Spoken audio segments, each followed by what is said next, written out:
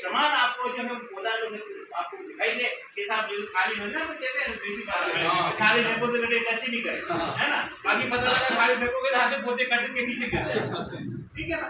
वो स्थिति आपका खेत दिखाई देगा कि किसान किस तरह का है, कैसे वो लेके। तो ये सब चीजें हैं। अब रही बात है कि साहब मैं कहूँगा आप खादों का प्रयोग कैसे करते हो, कौन से खादों का प्रयोग आप डाल रहे हो, तो सभी जनरली जानते हैं साहब ये भी डालते हैं, 12-16 डालते हैं, यूरिया का प्रयोग कर लेते हैं। क्या यही खाद है? क्या और खाद की है कि नहीं आपके दुकान? आज 18 से 20 तत्व जो है वो बहुत जरूरी हो गए। गोबर की खाद प्रत्येक फसल के लिए जरूरी हो गई है, वर्मी कंपोस्ट प्रत्येक फसल के लिए जरूरी हो गई है। अपन अभी मॉडरेशन तो दे रहे हैं, गेहूं को क्या रहेगी साहब। आपको हमको बोलूंगा आप थोड़ा सरसों को भी आप बोल रहे हो तो थोड़ा 2-4 बोली बीघी की गोबर की खाद डाल देना। अरे डॉक्टर साहब गोबर की खाद का है तो अभी मॉडरेशन के लिए दिमाग में फिट कर रखा है। आपके पास 10 खेत है तो अभी भी 2 खेतों को गोबर की खाद बताइए आपने, बाकी 8 खेत तो ऐसे ही पड़े। गलत कह रहा हूँ बताओ? 10% किसानों की बात नहीं कर रहा हूँ, 10% किसानों की बात नहीं कर रहा हूँ। 10% किसान तो वो किसान है जो साहब सरकार के कर्जे से नहीं, अपने पैसे से जहाँ कहोगे वहाँ चले जाएंगे। मैं जो बता रहा हूँ ना आपको एग्जाम्पल के साहब, वहाँ से सिंगोली से किसान जोड़ करके आ जाता है। और ऐसे भी किसान हमारे जिले के जो 2 किलो बीज के लिए, जैसे मैंने बताया ना ये 1650 से 87 गुजरात, ये बीज जो है ना किसान वो किसान है 8000 रुपए दे के आए। 8000 आपको कोई गेहूं का दे रहा है क्या बताओ? नहीं दे रहा ना। अब मैं इस किसान को दे के लेके आया हूँ क्योंकि मैं जानता हूँ वो वैरायटी कौन सी है, और वो किसान पता है मेरे को 2 किलो मिला पर उससे 2 कुंटल पैदा करूंगा मैं, और 2 कुंटल से 200 कुंटल पैदा होंगे, और 200 कुंटल से मैं 8000 रुपए से कितना पैसा कमाऊंगा। हमारे पास 2 किलो के लिए इंदौर चले जाएंगे, हमारा रिजल्ट सेंटर है तैयारी का रिजल्ट सेंटर, वहाँ पे गेहूं का बीज जो है वो ऑनलाइन आवेदन मांगते हैं, मोबाइल पर रजिस्ट्रेशन होता है, फिर वो कहते हैं साहब हमारे पास 2 किलो उपलब्ध है या वो 20 किलो तक दे देते है ना। और वो बीज जो है अगर आपके तो आज तो मेरे काम आ गया, मैं नहीं आ पा रहा हूँ, तो फिर दोबारा दूसरे दिन आपको कोई मतलब ही नहीं, आपको जाना उसी दिन होगा। तो आप जाने का दिया इंदौर का खर्चा बता रहा हूँ मैं, यहाँ से इंदौर जाएगा तो कम से कम उसको 500 रुपये बस की किराया लगेगा, आने का 500 लगेगा, वहाँ पर ऑटो से 100 रुपये जाने का लगेगा, 100 रुपये वापस बस स्टैंड पे जाने का लगेगा, खाना भी खाएगा, घर में लेबर लेके जाएगा। आपका 1500 से 2000 रुपये का खर्चा करके 2 किलो बीज लगा है, कितने रुपए का? सरकारी रेट वो 40,000 रुपये की प्रति उस समय है ना, 5000 रुपये तो 50 रुपये किलो हुआ, 50 रुपये 2 बराबर 200 रुपये के लिए कितना खर्चा किया? 2000 रुपये। उस किसान को लाखों रुपए भी कमाते मैंने देखा। इस तरह से अपन को करना पड़ेगा। नई वैरायटी कहाँ मिल सकती है, कैसे मैं बोल सकता हूँ, क्या मैं उसको करूंगा। अब ये से भेड़ चाल करने से नहीं, भेड़ चाल के साथ गाँव में भले ने भला बोल दिया तो मुझे ये बोलना है नहीं, हमें कुछ हट करके करना है, और अपनी अगर घर की स्थिति को सुधारना है तो अपन को बदलना पड़ेगा। अपने पशुपालन कर रहे हो तो उसमें पूरा ध्यान देना पड़ेगा। पशु तो साहब अगर आपने पाला है तो पशु बुला करके आपको दूध दे देगा, आपको उसको सेजने की जरूरत नहीं है, वो खुद बुलाएगा मेरा दूध निकालो, समय हो गया।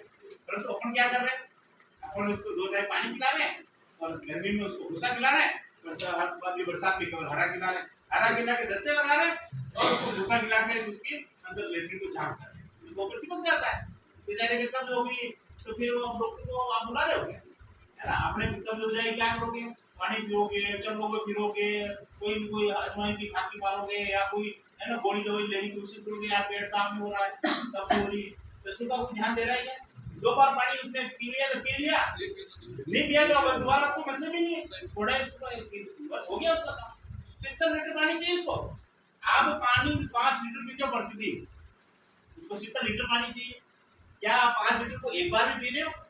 आप 24 घंटे में जब इच्छा क्या होती है पी लेते हो। अब पशु को आपने लिमिट कर दिया 2 बार पिलाएंगे भैया, सुबह पिएगा शाम को पिएगा, और उस समय उसकी इच्छा नहीं हुई तो नहीं पिएगा, वो नहीं पिएगा तो फिर एक साथ पी लेगा क्या? नहीं पिएगा। और दूध कितना चाहिए? शाम को दूध कितना चाहिए? 5 लीटर चाहिए, है ना। और बहुत सारे तो दादागिरी करेंगे, लट लेके खड़ा हो जाएंगे, सॉरी पकड़ के दे, है ना, दूध देना पड़ेगा, है ना। और बहुत सारे तो उसको है ना वो अंडे लगा के पीड़ी करते हैं, दूध निकाल के, दूध तो उसी से चाहे तो उसी से बननी है 250 ml दूध दे। तो थोड़ा सा हमको अपने तरीके को बदलना है, तरीकों को बदलेंगे निश्चित तौर पर आपकी आमदनी में इजाफा होगा। और केवल एक खेती बाड़ी उसमें आप साइड बिजनेस साइड में जो क्या कर सकते हो, वैल्यू एडिशन है ना, कुछ मिर्च मसाला कुछ कर रहे हो उनको अपन पैकिंग करके उसको अपन मार्केट में पहुंचाने की कोशिश करो, है ना। आजकल अपन केवल बाबा राम चना पैदा घर पे कर रहे हो, ढेर मंडी में लगा रहे हो और वहां से दाल खरीद ला रहे हो, है ना। प्रवासी किसान तो आप नहीं, आपको केवल बाजार से क्या करना। हमारे बचौली साहब जहाँ भी जाते कहते अरे तुम किसान हो, कहते हाँ साहब किसान है, कि गाजर खाई इंसान कि सर वो तेरी है, क्या वो फैक्ट्री में पैदा होके आती है? हर जगह कहते हैं, बताओ फैक्ट्री में पैदा होगी गाजर कहाँ पैदा होगी? पैदा होगी, फिर अपन क्यों नहीं खा पा रहे? क्यों नहीं खा पा रहे? है ना, नींबू कहाँ से फैक्ट्री बन गया है।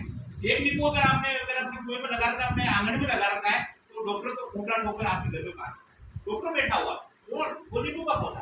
आपको जब भी कुछ भी दिक्कत है, एक नींबू का आप सेवन डेली करिए, आपको कई बीमारियों को जड़ से निकाल कर फेंक देने का काम वो नींबू करता है। तो अपन क्या कर रहे हैं, क्या कर रहे हैं बताओ मुझे? बाजार में लेने जाओगे तो पैसा 25 रुपए का एक नींबू जब गर्मी में बताएगा ना, तो चुपड़ा चुप करके वापस आ जाएंगे, यार लेने दो भैया, है ना। तो थोड़ा सा इस पे हमको काम करिए, ठीक है। नंबर मेरे नोट करो, क्योंकि आपको जैसे जाना है, डॉक्टर साहब भी बात करेंगे। नंबर नोट करो मेरे, नंबर है 9424 53 725 9424 53 725 9424 53 725 94245307। डॉक्टर श्याम सिंह सारंगी, डॉक्टर श्याम सिंह सारंगी है ना। और कृषि विज्ञान केंद्र नीमच में मैं पोषण संरक्षण का वैज्ञानिक हूँ। सारंगी देवोत आपके हिसाब से कभी होना चाहिए, थोड़ा डायरेक्शन दो। जिसमें हम देसी खाद डालते हैं उसमें टिंगोला बहुत है। हाँ, और इसका सॉल्यूशन कोई नहीं दे पाया आज तक। बिल्कुल, उसके बारे में मैं बता दूं। देखिए व्हाइट ग्रोथ जो है ना, ये एक्चुअली में पश्चिमी राजस्थान की समस्या थी। पश्चिमी राजस्थान में यानी रेतीली मिट्टी वाली जो जमीनें थी, जहाँ पर जैसे अपन कहते हैं कि जयपुर वाला इलाका, और जहाँ पर मूंगफली, अब आजकल बीकानेर, तो अपने इंडिया में इंडिया के राजस्थान में सबसे ज्यादा मूंगफली पैदा करने वाला राजस्थान कौन है? लूणकरण सर, बीकानेर है ना। बीकानेर जो सबसे ज्यादा मूंगफली पैदा करता है। तो ये पश्चिम राजस्थान रेतीला इलाका है, वहाँ पे ये समस्या थी व्हाइट ग्रोथ की, है ना। इसके ऊपर बहुत बड़ा एक प्रोजेक्ट भी चलता था जयपुर में, जो हमारा दुर्गापुरा फार्म पे, और वहां से इन्होंने जो है इसका जो बताऊं आपको, अपने भारत में इसकी एक पीढ़ी होती है, एक जनरेशन, केवल ये से पहले अंडे से वो इल्ली, और इल्ली से फिर संकी, और संकी से फिर वो वेस्ट जिसको बोलेंगे, ये एक पीढ़ी पूरी होती है। इसमें सबसे ज्यादा जो लंबा समय है वो है इल्ली का, प्रोग्राम का। वो 9 महीने तक आपके खेत में तांडव मचा है। कितने महीने? 9 महीने। और सबसे पहले इसकी शुरुआत कब होती है? शुरुआत होती है प्री मानसून जो आता है, या जो मानसून की जो पहली बरसात होती है, जिसको अपन बोलते हैं कि साहब आप बरसात आने वाली है, या है ना, अपन उसको हल्की बरसात या बावड़ी की फूल की संकेत मानते हैं। उस समय ये क्या करता है कि एक्टिव होकर के ये भिंडोड़ा जो है, जो कहाँ पड़ा हुआ है, या तो आपकी खेत में पड़ा हुआ है, या वो रोड़ी में पड़ा हुआ है, ठीक है ना। वो उसमें क्या करेगा, वो संकी में जाएगा, संकी से वो अपनी है ना अगली स्टेज जो आती है वेस्ट की प्रोड, उसमें क्या होता है 50% नर बनेंगे, 50% मादा बनेंगे। वो बन करके क्या होगी कि समय उनका शाम को 7 से 8 बजे ये बाहर आएंगे, और ये उनको कहते हैं मिथुनी उड़ा करते हैं, यानी अपना बेटिंग करने का काम करेंगे। मिलेंगे नर मादा, ये मिलेंगे कहाँ पे? ये मिलेंगे आपको खेजड़ी के पेड़ पे, ये मिलेंगे नीम के पेड़ पे, ये मिलेंगे आपके बबूल के वहाँ पे, या बेर के पेड़ पे। आपके वहाँ पर जो खेत के आसपास में जो भी वनस्पति बेटी, उस पर आकर के ये शाम को अपना बेटिंग करेंगे। 7 से 8 फिक्स समय है। 8 बजे बाद आपको दर्शन नहीं देंगे, और 7 बजे पहले भी नहीं देंगे। उस समय ये नर्मादा बाहर आएंगे। अब उस समय आप कहाँ होंगे? घर पे होंगे, रोटी खा के सो रहे होंगे, है ना, आ गए घर पे रोटी करके। वो उस समय उनका काम वहां चल रहा है। उस समय अगर अपन एक्टिव होकर के उनको अपन कलेक्ट करके मार दें, कलेक्ट करने के आजकल ट्रैप आते हैं। ट्रैप का मतलब है कि उसको ऐसी गंध छोड़ देना, गंध जो स्पंज होता है ना, सही को बोला देसी भाषा में, स्पंज बोला जो साइकिल रेवड़ी में हाथों के लिए आता है ना, मुड़ाया उसमें उसको सुखा देते हैं, सोख लेता है वो केमिकल को, और उसको क्या करते हैं धागा बांधते हैं और एक पत्थर बांध देते हैं उसको यूं करके, और फेंक देते पत्थर उससे पेड़ की डाली फंस जाएगा। वो जो जितने भी नर मादा है वो आकर उसकी गंध की तरफ आकर्षित होंगे, वो आएंगे। अपना उद्देश्य क्या है? इन सबको इकट्ठा करके मारना। वहां पे नीचे कोई ग्रीन नेट बिछा दो, आजकल सस्ती करती है ग्रीन नेट आती है ना, वो नेट को अपन बिछा दिया उस पेड़ के नीचे, और वो जब इकट्ठे हो गए ऊपर, तब आप एक हेल्दी रखो, अपन हेल्दी बोलते क्या बोलते हो, हेल्दी जो आती है उसको लेकर के हिला दो, वो सारे के सारे ढेर नीचे हो जाएंगे। उनको बांधो घाट, जमीन में गाड़ लो, केरोसिन डाल के जला लो, जो करना कर लो। अगर नहीं किया तो फिर वो वहां से कहाँ जाएंगे? वो खेत में जाएंगे।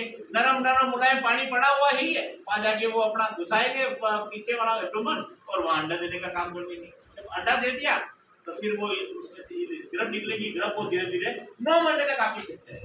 अब साहब कंट्रोल ये तो नहीं कर पाए साहब, अब कंट्रोल करने के लिए क्या तरीका है? अब कंट्रोल करने का तरीका है कि अपन जो भी फसल बो रहे हैं उसको बीज उपचारित करके बोली। उपचारित किससे करना है? कीटनाशक से। आजकल बहुत सारे कॉम्बिनेशन बाजार में उपलब्ध है ना, इसमें कीटनाशक भी है, फफूंदनाशक भी है। जैसे विशेष तौर से अगर सोयाबीन की बात करें, मूंगफली की बात करें, है ना, तो एक दवा आ रही है एजेस्ट्रोबिन, थायोफेनेटिमिथाइल और प्लस थायोमिथोक्साम, ये 3 दवाएं मिली हुई आ रही है। इसकी आप उसका लेप चढ़ा करके वही करो, काफी हद तक कम हो जाएगा। फिर आपको पता है यार ऐसा स्थिति निर्मित होगी मेरे खेत में, तो पाउडर फॉर्म में जो भी कीटनाशक मिल रहा है उसको डालो, दानेदार फॉर्म में मिल रहा है उसको डालो, है ना, नीम की खली का प्रयोग करो, या जो है आपका जो है फिर आप समय भी साहब नहीं चूक गए, नहीं कर पाए, तो फिर पानी में क्लोरोपाइरीफास को आपको चलाना है। क्लोरोपाइरीफास बुद्धि को भी मारेगा, उसको भी मारेगा, बेशर्त कि वो उसके संपर्क में आना चाहिए। वो संपर्क में नहीं आया वो नहीं मरेगा। आप कह दोगे साहब दवा नकली थी, फलाना था, वो कुछ नहीं हुआ, वो संपर्क में आना जरूरी है। वो कीटनाशक के संपर्क में कीड़ा आएगा तभी वो मरेगा। जैसे कीटनाशक दवाओं में जैसे आपका एक तो आ रही है साइपरमेथ्रिन, आ रही है साइपरमेथ्रिन टेस्ट आ रहा है, कैसे ह्यूमन 3 दवाओं का कॉम्बिनेशन होता है, ये इलेक्ट्रोड के नाम से आती है, जो थायोफेनेटिमिथाइल, थायोमिथोक्साम और एजेस्ट्रोबिन नाम से मिली हुई आती है। तीनों मिली हुई दवा है ना, इसको आप यूज करोगे जो गाढ़ा खून हो ना इस तरह के कलर में आती है, इसको आप यूज करो। यार के साथ महंगी है, थोड़ा महंगी आती है, 2000 रुपए लीटर है, तो अपन क्या करें, क्लोरोपाइरीफास सिंपल दवा, उसके आप गेहूं बोरे उसमें में आप उगा कर दो, बोई कर दो, 10 ml पर किलो के हिसाब से ले लो आप। चने को क्लोरो बढ़िया, क्लोरो गेहूं में मिलाओ ना मत, मिलाओ बस, तो ये काफी हद तक रोकेगी उसको। और क्लोरो को आप पानी में चला लो, एक आध जो पानी पिला रहे हो 5 पानी गेहूं में पिला तो दो, उस पानी में डाल, लहसुन बो रहे हो आप, अफीम बो रहे हो, उसमें भी आप उसमें पानी में चला दो। उससे पहले अपन क्या करें कि दानेदार बहुत सारे कीटनाशक मिल रहे हैं बाजार में, ठीक है ना, उसको आप प्रयोग कर लो, जो भी आपके वहाँ लोकल उपलब्ध हो। मैं कहता हूँ फला लियाना नहीं मिल रहा तो थायरम तो थैली में गेहूं वैसे मिलेगा हुआ था। थायरम तो कीट फफूंदनाशक है, थायरम फफूंदनाशक, वो फफूंद को मारता है, वो कीड़े को कुछ नहीं करेगा, वो कीड़े के लिए नहीं है। सर हमारे तो क्या 8-10 साल से खेत में है और मकई अभी बड़ी अच्छी होती है, पैदावार दिखती अच्छी है, बाद में धीरे धीरे सूख जाती है, और रचका रहता है, घास हर साल बोना पड़ता है। आप ऐसा वो कह रहा हूँ ना, आपको पता है कि ये कहानी हो रही है, तो अपन को पहले से ये स्ट्रेटेजी अपनानी है, ठीक है ना। आप जैसे खली की खाते जो कह रहा हूँ, जो नॉन ईटेबल टैक्स जो है आपका नीम है, महुआ है, करंज है, इनकी खली ले लो, 50 किलो बीघे के हिसाब से डाल दो, क्लोरोपाइरीफास भी चलाओ, उसमें पाउडर भी फेंक दो, उसको मारोगे नहीं तब तक वो कंट्रोल में आएगा।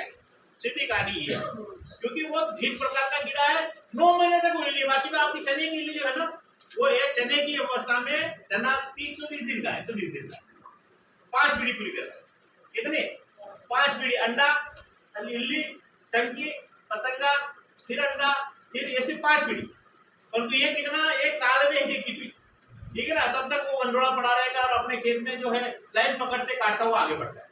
आप देख ही नहीं पाओगे, समझ ही नहीं पाओगे, उसकी 4 जड़ें थी और उसमें से एक जड़ भी काट ली, पौधा अपनी ग्रोथ को रोक लेगा, पौधा अपनी चाल को रोक देगा, पिल्लापन ला देगा, फूल और फली को रोक देगा।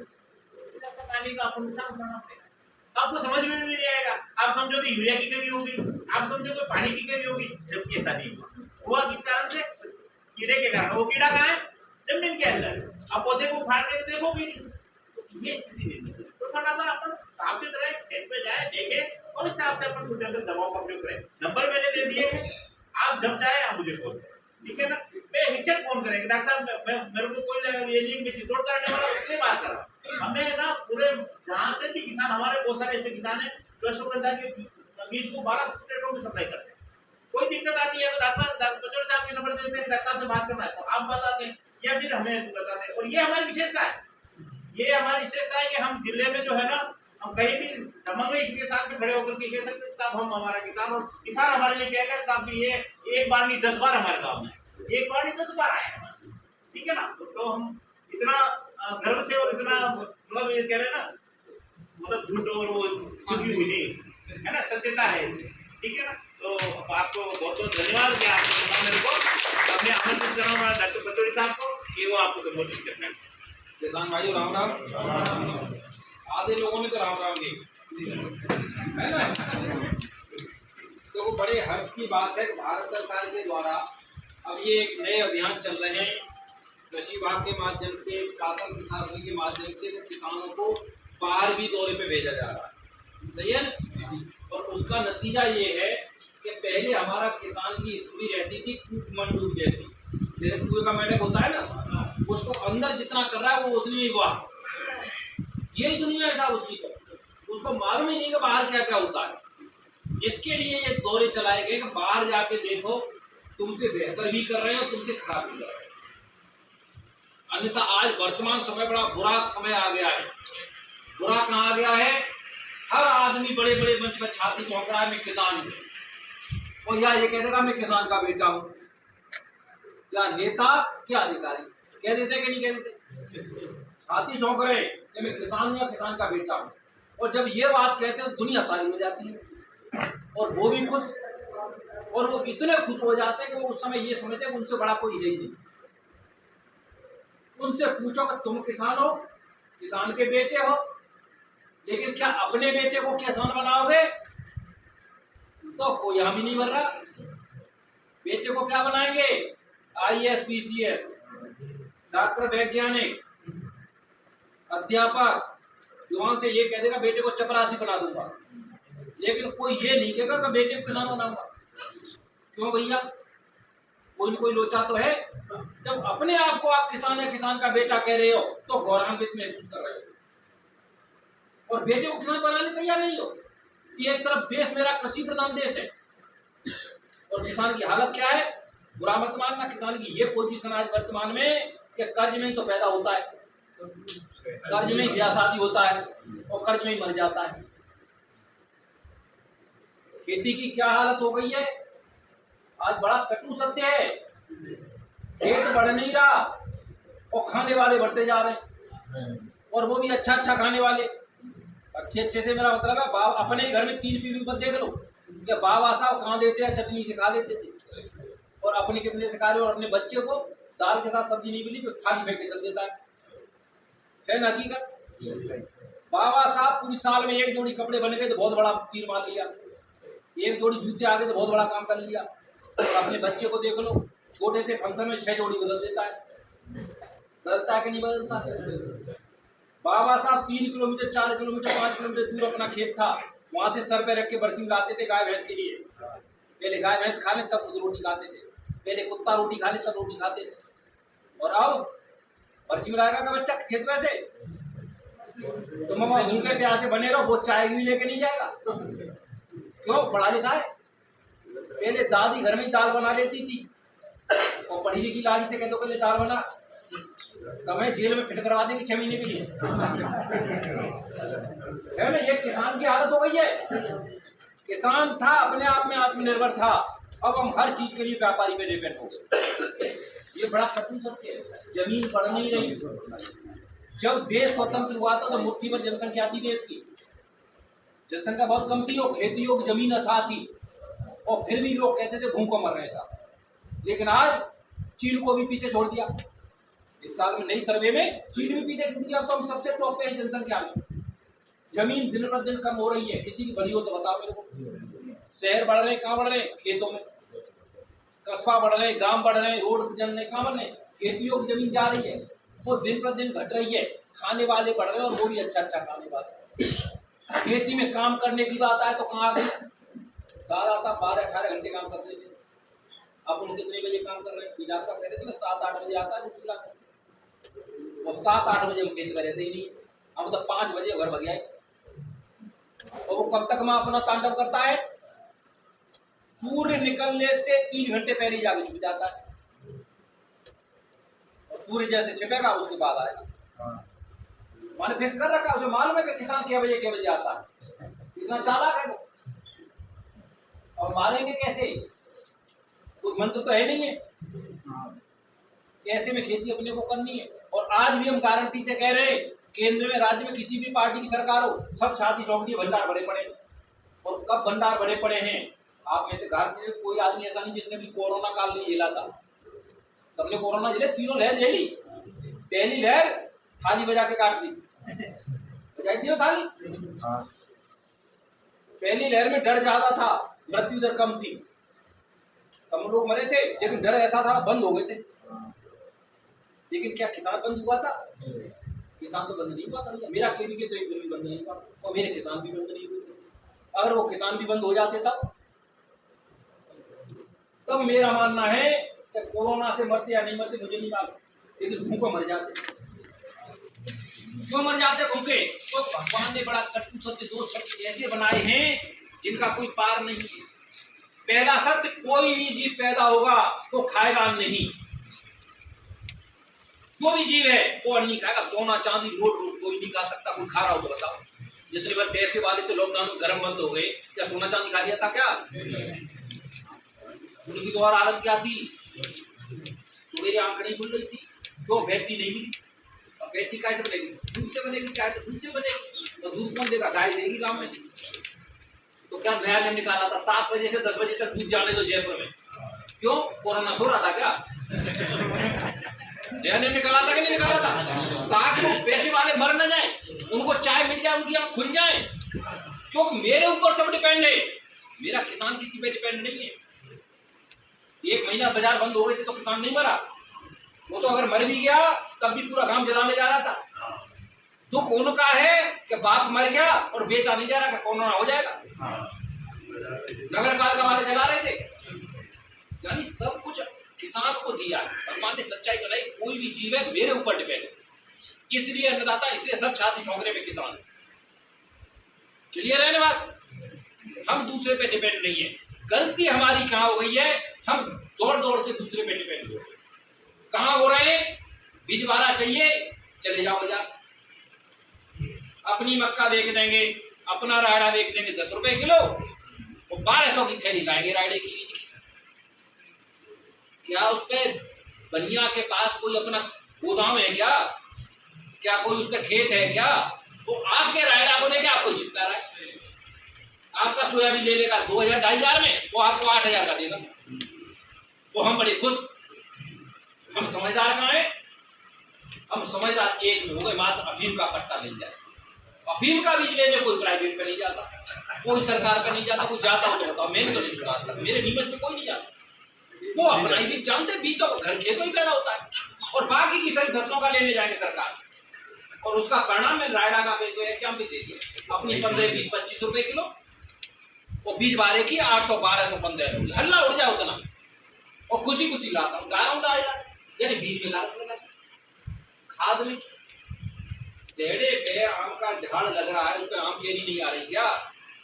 बताओ, आती कि नहीं आती? उसमें कौन यूरिया डीएपी देने जा रहा है? कोई दवाई छिड़कने जा रहा है क्या? मेलाथियान, क्लोरोपाइरीफास, साइपर, उसमें भी तो आ रही है। लेकिन ना, मैंने तो बना दी कि मैं दवाई लाऊंगा, और दवाई भी कौन सी लाऊंगा? महंगे से महंगी, अभी मर जाएगी, सामने टपक जाए ऐसी दवाई दे दे। मैं छाती चौंक रहा हूँ कि 3 पीढ़ी से खेती कर रहा हूँ, और दुकान वाले पे कहूंगा इल्ली पड़ गई, दवाई दे दे। ऐसा मैं होशियार किसान हो गया। काम में इतना चतुर बनूंगा कि पड़ोसी को बात नहीं कहने दूंगा, और दुकान वाले को दवाई का नाम नहीं बता पा रहा, कंपनी का नाम नहीं बता पा रहा। तो हूँ किसान, मेरे पे नाम नहीं आता क्या?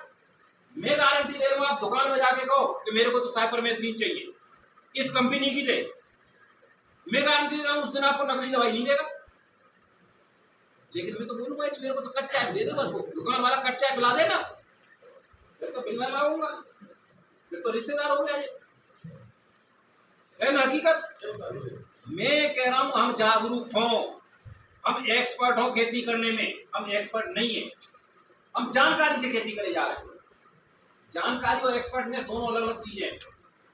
जानकारी का एक छोटा सा उदाहरण दूं, जितने भी बैठे सब जानते हैं सर के बाल कैसे कटते हैं। एक कंघा रहता है, कैंची रहती है, कट जाते हैं, यही तो है ना। सब जानते हैं कैंची कंघे से कटते, लेकिन वही कैंची कंघा आपको दे दूं, लो काटो, काट पाएंगे? नहीं काटेंगे। एक आध पहलवानी करेगा, साहब जिद्द वाली बात है, काट के दिखाता हूँ, तो क्या करेगा? क्या ही भरे बना देगा सर में ऊंचे नीचे काटे, काटेगा नहीं काटेगा? कौन काट सकता है? बढ़िया नहीं काट देगा भाई। पढ़ा लिखाया नहीं है, उससे कोई लेना देना नहीं है। जानकारी उसको भी कैंची कंघा से कटना है, जानकारी हमको भी कैंची कंघा से करना है, लेकिन जानकारी के साथ साथ वो एक्सपर्ट, उसको माहिती हासिल है, तो मोदी से लेके चपरासी तक की सारी तो राजनीति बता देगा। कौन का लड़का कहाँ भाग गया, कौन ने किसके वोट दिए सब बता देगा, पूरे गांव की खबर है उसमें, और तुम्हारे बाल नहीं काटता जाएगा। बीड़ी पीने वाला वो बीड़ी भी पी लेगा। ऐसी एक्सपर्टनेस खेती में लाने की जरूरत है। बीजवारा कितना पड़ेगा मुझे नहीं मालूम, अंकुरण परीक्षण कितना है मुझे नहीं मालूम। आधे तो मेरे किसान ऐसे हैं उन्हें ये नहीं मालूम खेत में बीज बो रहा हूँ कि अनाज बो रहा हूँ। उसी कोटी से साफ करेंगे, खेत में बो देंगे, उसी कोटी से साफ करेंगे, आटा कैसे आ जाएगा। जब बीज बोए जिसमें उस किस्म के गुण हो, उसकी गारंटी 80 कुंटल पैदा होगा तो 80 कुंटल पैदा होना चाहिए। तुम्हारा छोटा से घुमटी वाला भी होता है ना, वो धोख दे के दुकान पे चढ़ता है ना, तो वो कह लेता है कि मैंने 50 रुपए का माल लिया है, 100 रुपए का बेचूंगा। और मेरा किसान 100 रुपए लागत लगा देगा, पैदा भगवान कर दे, वाह जितना हो जाए वही है। अरे यार इस बात तो बात हो गई। यहाँ हमको अपनी तकनीकी नीति बनानी पड़ेगी। मेरी जो लागत है उसको कम करना पड़ेगा। मेरी कंप्लेंट इसमें है, लागत कम कर दो। तो कैसे करोगे मैं बता, घर का बीज बना लो। घर का अगर बीज है, बीज की लागत 0, तो पैसे जाएगा फिर। आप नहीं बढ़िया बढ़िया रायड़े के झाड़ छांट दो। आप आज तक देश में कोई भी हाइब्रिड रायड़ा नहीं निकला। मेरा सबसे बड़ा अनुसंधान केंद्र भरतपुर में, आपके राजस्थान में सीकर में, ठीक है ना, भरतपुर में मेरे पड़ोस में है।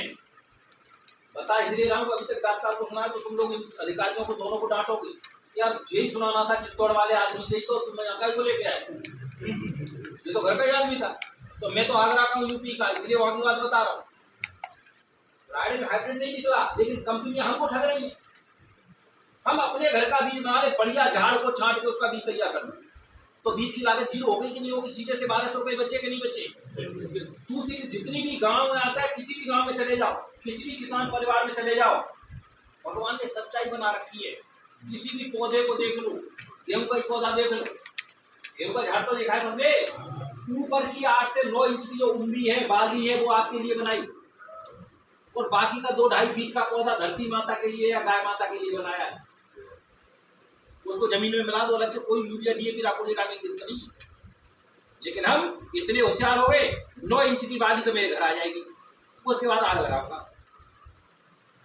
साफ खेत चकाचक दिखना चाहिए, खर्चा कुछ नहीं का। इधर बीड़ी पी, उधर सुलगा दिया, खेत चकाचक, खूंटे खांपे नहीं उल जाएंगे। जो धरती माता के लिए कार्बनिक मैटर जाना था, जो अगली फसल के लिए ताकत थी, वो मैंने जला दी। रोड़ी कचरे को पका सड़ा के नहीं डालते। कुछ लोग डालते हैं तो मैंने देखा, बुरा मत मानना, जो डालते हैं मैं उनकी कह रहा हूँ, मैंने देखा है इसलिए कह रहा हूँ। उस दिन भी गाय भैंस ने गोबर किया है ना, उसको भी ट्रॉली में ले जाएंगे, वो बीच खेत में ढेर लगा देंगे। अब उस दिन गाय भैंस ने गोबर किया, वो सड़ गया क्या? वो कहाँ सड़ेगा? खेत में सड़ेगा। उसमें कुत्ती, दीमक, घोटला पैदा होगा। तो इनका मुख्य भोजन वही है, सड़ा हुआ मटेरियल।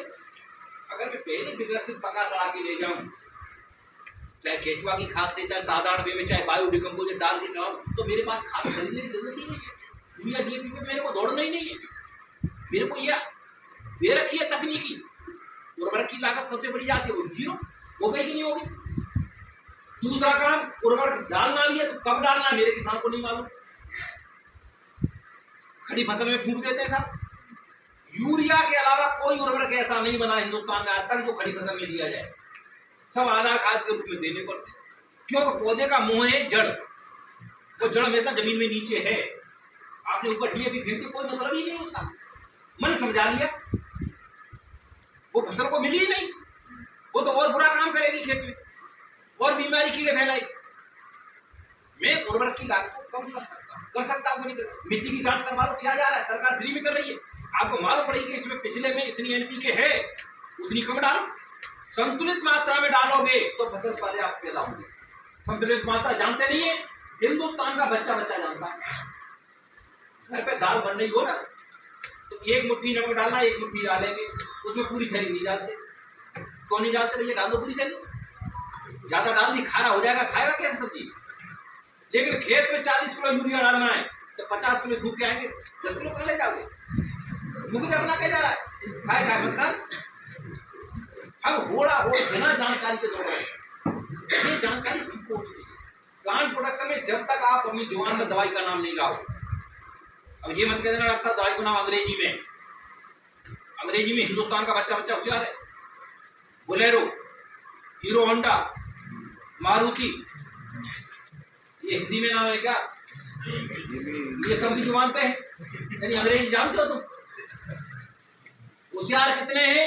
मोटरसाइकिल लेने जाओ तो महिलाएं भी कह देंगी, बच्चा भी कह देना पापा हीरो होंडा ही लाना। कौन सिखाने आया कंपनी भैया? लेकिन दवा लेनी हो तो आज मुझे कंपनी नहीं मालूम, और मैं बाबा दादा के जमाने से खेती कर रहा हूँ। हमको एक्सपर्ट होना पड़ेगा कौन सी कंपनी का माल कितना चलना है।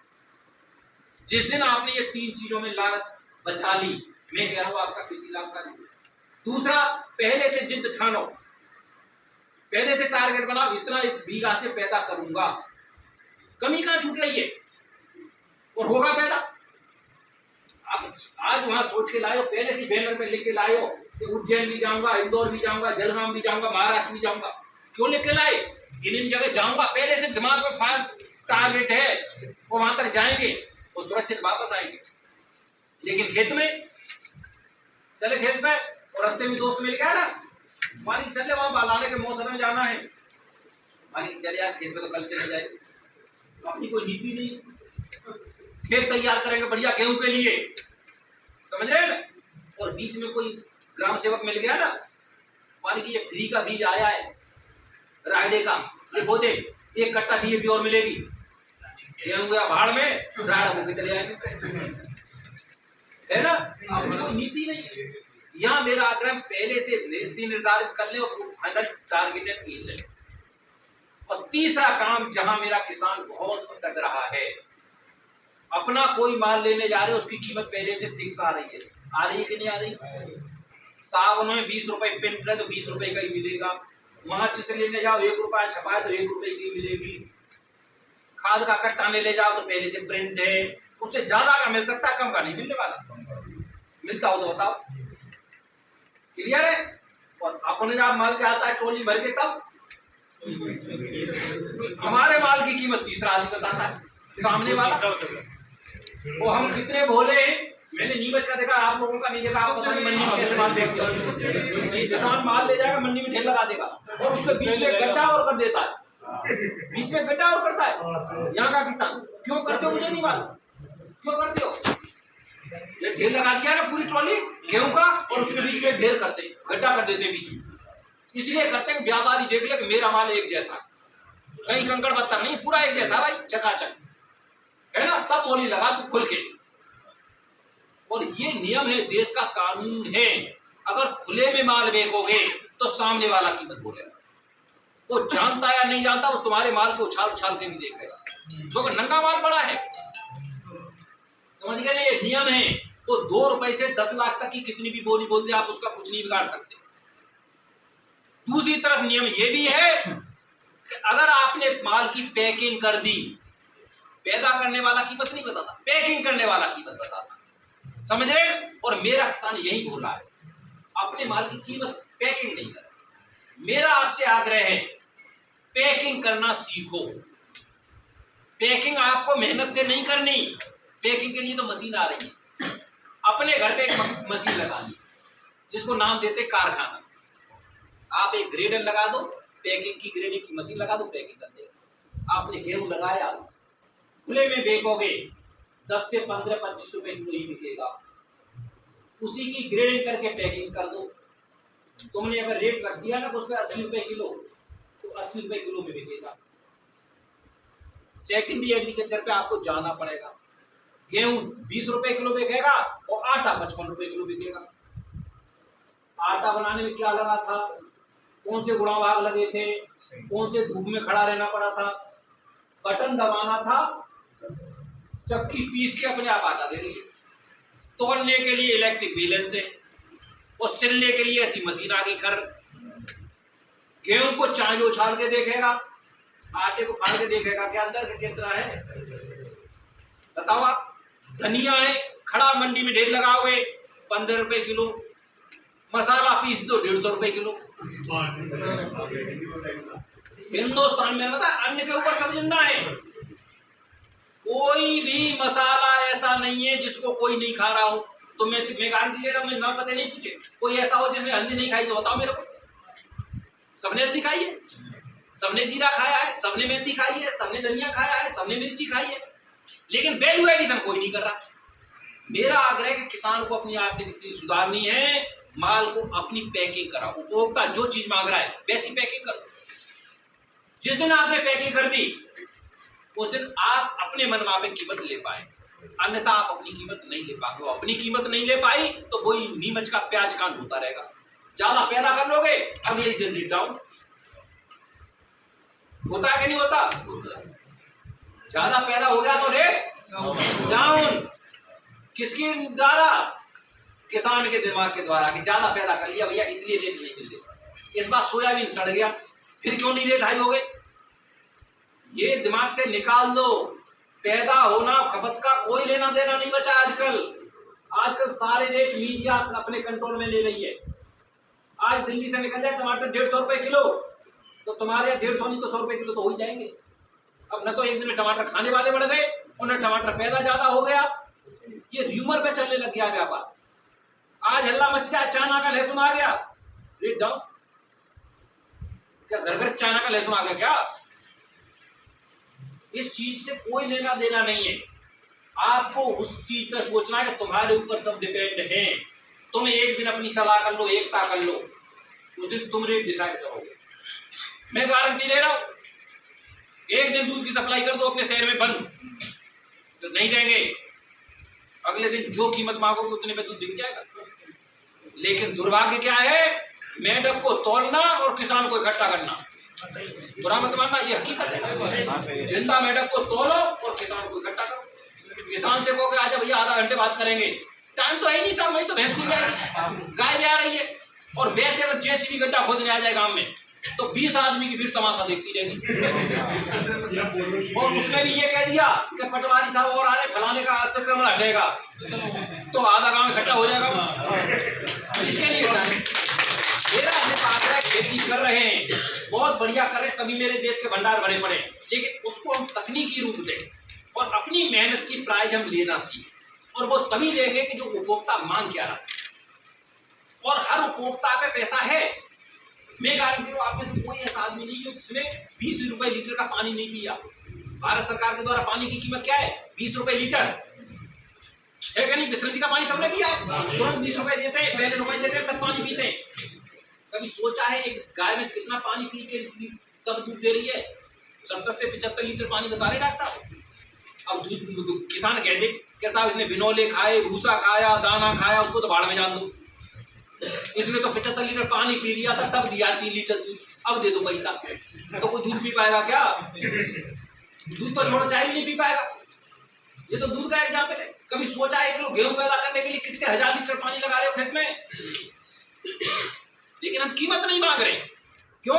हम तो अन्नदाता हैं, दाता तो देने वाला होता है, उसी पे चल रहे। दाता हो बने रहो। मेरा आग्रह है कि अगली आने वाली संतति है उसके दिमाग में भर गया कि वो भी टिप टॉप रहना चाहती है, वो भी अच्छी शिक्षा लेना चाहती है, वो भी गाड़ी घोड़ा से घूमना चाहती है। तो उसके लिए हम अपनी जो मेहनत करें उसकी प्राइस हम तभी ले पाएंगे जब ग्रेडिंग पैकिंग पे या सेकेंडरी एग्रीकल्चर पे करें। और इसके लिए मेरे जितने भी बेरोजगार बच्चे हैं, जितने भी घर पे नई जनरेशन के बच्चे हैं, पढ़ाई लिखाई जरूरी नहीं है। जितना छोटा बच्चा उतना ही बढ़िया मोबाइल चला लेता है। आप समझ रहे हैं? समझिए, उससे कहोगे तू माल बेच, नहीं घर बैठे बैठे मेरा बेच दे धनिया, मैं गारंटी दे रहा हूं तुमसे 1.5 गुने पैसे बेच देगा। तो वही बैठे बैठे को तुरंत जींस मंगा लेता है, टी शर्ट मंगा लेता है। मंगा रहा नहीं मंगा रहा? गांव गांव में आजकल तो फट गाड़ी मोटरसाइकिल वाला आ जाता, सामान दे जाता, वो वहीं बैठे बैठे बुक कर देता तुमसे सस्ते में। तुमसे कह दो केला लाने 1 किलो तो मोटरसाइकिल में केक मारोगे, 50 रुपए पेट्रोल फूकोगे और 10 दुकान पे ढूंढोगे और फिर 5 रुपए सस्ते ले आओगे। समझ रहे हैं? और वो वहीं बैठे बैठे तुरंत 2 मिनट में मंगा लेगा केला, तुमसे सस्ते मंगा लेगा, 3 रुपए उसका रिटर्न हो रहा गया। तो वैसे ही उस बच्चे से कहो, वो होशियार है मोबाइल में। आज ई मार्केटिंग का जमाना है, अब माल दिखाने की जरूरत नहीं है, वहां में माल बिक रहा है। समझ रहे हैं? तो उसमें बच्चों को भी इंक्लूड करो कि भैया अगली मार्केटिंग तुम्हारे ऊपर है। कंप्यूटर से मार्केट हो रही है, कंप्यूटर से भाग हो रहे हैं, इस और थोड़ा सा आगे हमारा सहयोग है। वो जिस दिन हम उसका सहयोग लेंगे हमारी खेती लाभकारी होगी।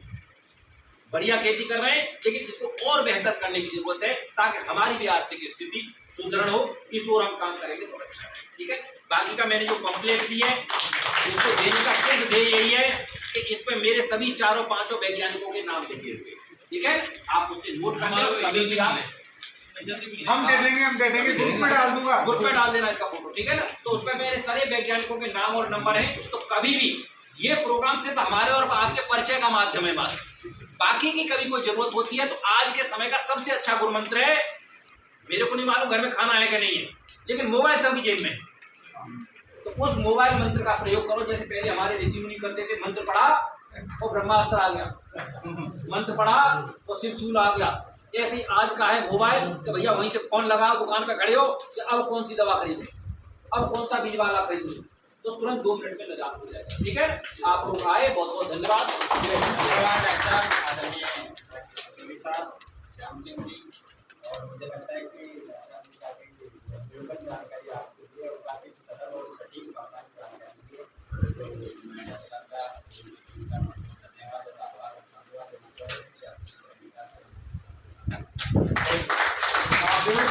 संडे का दिन है ना, व्हाट्सएप करेंगे ना, संडे को किसको परेशान करेगा, घर पे गए होंगे, छुट्टी घर पे काम करे होंगे, मेरे साथ फोन कर रहे हो एक बार, मैं वहाँ गया था मार्केट और मैं रावे के जो बच्चे आए हमारे 6 महीने के लिए, बच्चों को फाइनल कर दिया है कि वो भी ग्रामीण अंचल में सीखे, तो मैं उनको यहाँ पढ़ा रहा था। संडे तक अपने बच्चों को पढ़ाओ, उसको योग्यता बढ़ेगी। देखो ये भी संडे को काम कर रहे हैं, अपने डॉक्टर साहब सही कह रहे थे। ठीक है, धन्यवाद। एक फोटो लेंगे गेट के सामने, थोड़ा 2 मिनट है, चैनल उतारो, खड़े हो जाओ जल्दी से, डॉक्टर साहब के साथ में कुछ शेयर कर देंगे।